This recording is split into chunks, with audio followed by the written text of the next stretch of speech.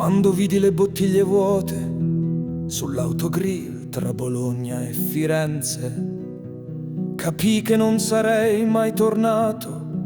Lasciavo alle spalle la mia patria e il mio fiato, accecato da troppa luce, con in mano un destino, una croce, un rosario di perle d'argento che regalai al mendicante del tempio, dove il silenzio regna.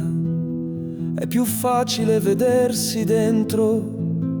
La mia terra fu da quel giorno solo poesia, solo il mio canto. La mia terra, solo poesia, solo un canto.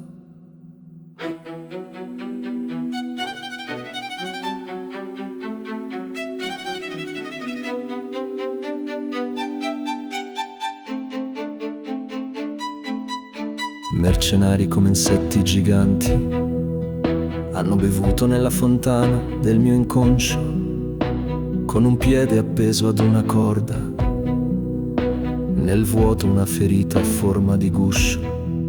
Svolazzai nel nord sino ai piedi del tuo corpo celeste. Ti cercavo scavando alibi, attraversavo bufere e tempeste. Tu non fare troppe domande, nessuno ti potrà rispondere. La mia terra fu da quel giorno solo poesia, solo il mio canto. La mia terra, solo poesia, solo un canto.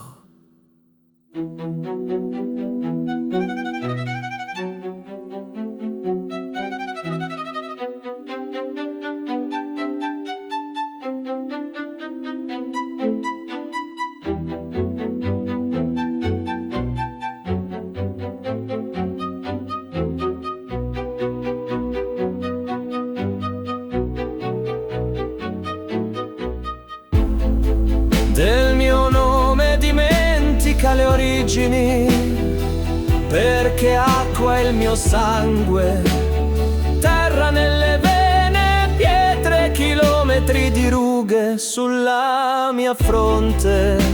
Irriconoscibile sarei se ti avessi perso, quando il silenzio trionfava nei meandri di me stesso.